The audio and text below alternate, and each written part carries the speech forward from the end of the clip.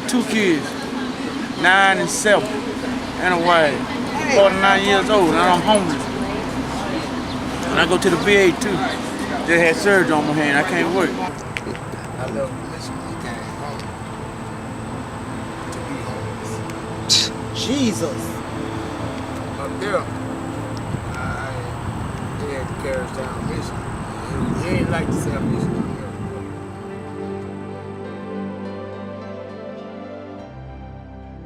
Emotional towards the end, but right before I graduated from South University for my master's, I did a addictive class. I told my story for them, and I told my story without just raw, and I've never done that before. And that was probably one of the most emotional days I've ever had in the 20 years that, you know, I've been fighting this. So, you know, it's just, it was just amazing, you know. People don't understand that, you know, when you're an addict or an alcoholic or, you know, you have issues, you know, people don't understand that, you know, a smile, a hug, how you doing, makes all the difference in the world. Yes. You know, Yes. just to keep you going. You know, well, sometimes, you know, people don't have to even say anything. You know, just knowing that they're there makes a difference.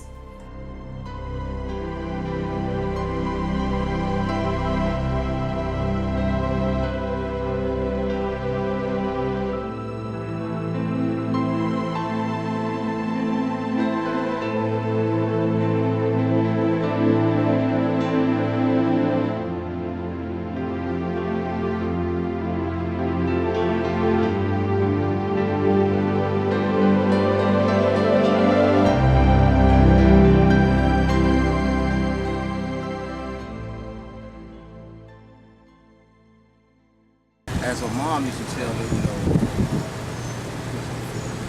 1 Corinthians 15:33, bad association spoil you for habits. I never listened to that.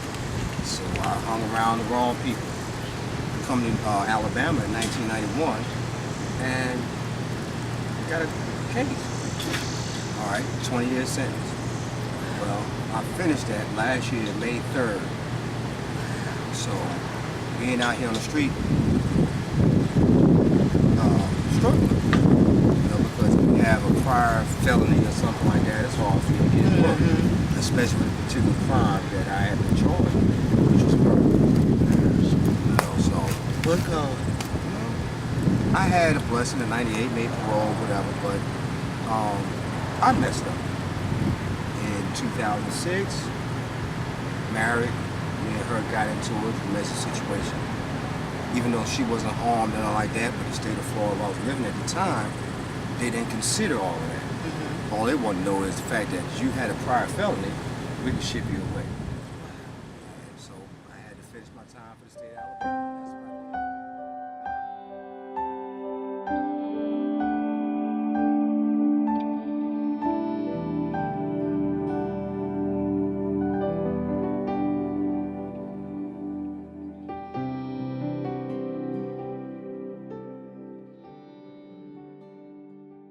That's what I did. Living under bridges, just so I could get the money to drink, pass out anywhere I could. It started off with abuse in my family from a young age, and it just worked its way up, and it's really put me in some bad positions, you know. And I've always knew about God because my daddy was a Church of God preacher. Hello. So God's always been there in the family, and I'm the one that strayed from him, but he seemed to help me out of everything, like you said, and he's always been there.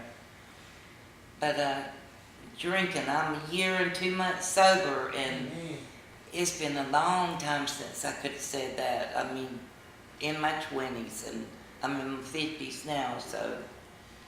But it's just been rough. And I knew God was always the answer.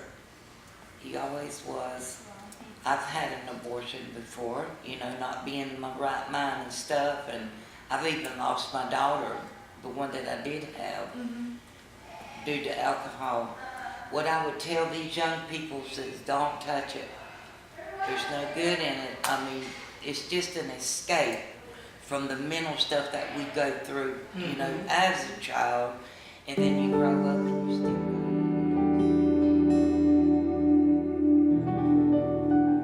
Hold me in your arms, oh Lord. Let me feel your love. Don't ever let go. Wrap me in your arms, oh Lord.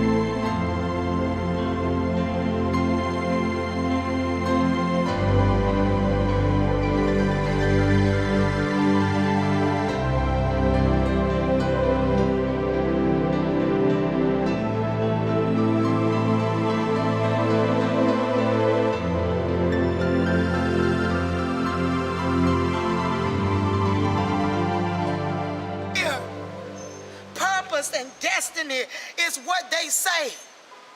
Then how did I become homeless? How did my life end up this way? I've not always been like this. But somewhere down the line, seemed like I missed. So here I sleep on this park bench. And all I see is women and men walk by with their purses and their wallets clenched, with their tooted up noses as if they smell a stench, as I sleep here on this park bench. How did I get Rest. Don't ever let go.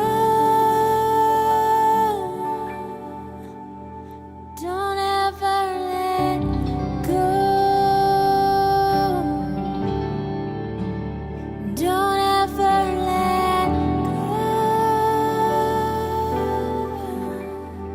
Can't change those things, but I can change myself. You know, I can help myself do better. That's the number one thing. You make the first step, you want Lord to make the second step, and the rest of the step for you. And I trust and I believe in Him with all my heart and soul. That's everything. He's everything to me. Every day He wake me up, man, that's a blessing. I got a chance to be the President of the United States if I wake up. But if you don't wake up, you ain't got a chance to do nothing. Huh? I get the camera. I ain't got to the camera looking at me.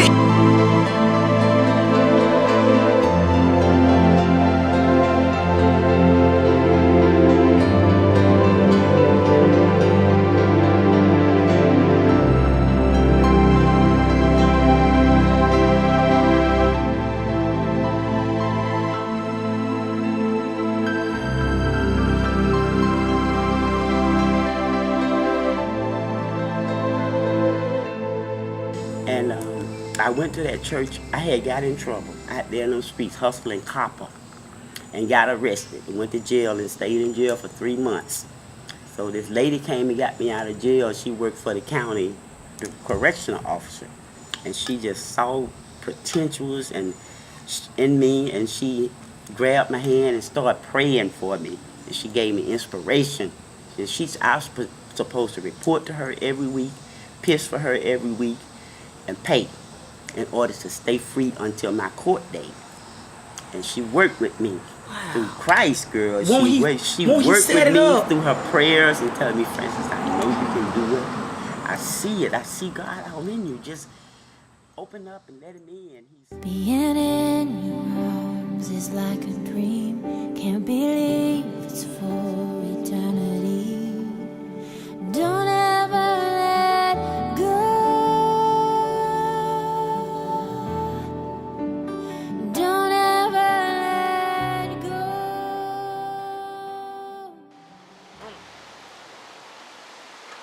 How did I get here? Why am I here? Purpose and destiny is what they say. Then how did my life end up this way? How did I become homeless? This is really a total shock that my house is now a cardboard box. I used to have it all. I don't know how I ran into this wall. Things are just not the same. It seems like everything is coming down on me like rain.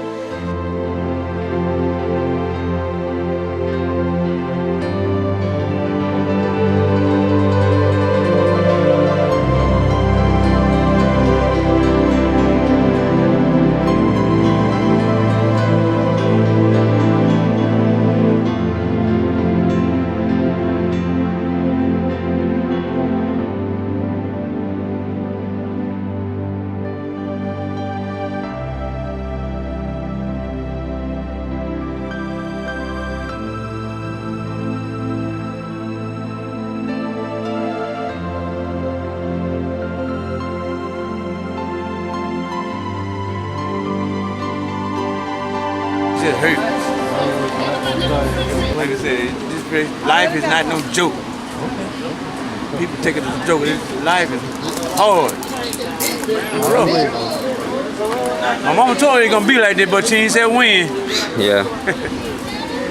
They had to enjoy life. Can't beat it. Just float. Wait on the Lord. He got something for me. He got something in storage. I just feel that. Everyone had to say what I had to say today about my little book. Right. Hey, look here. What does it? Little book of God. Little book of God. Got some good words in it. Okay. I outline it. I just read it 2 or 3 times. I outline it. See what I can get out of it. Like that. Like I said, God create peace when trouble.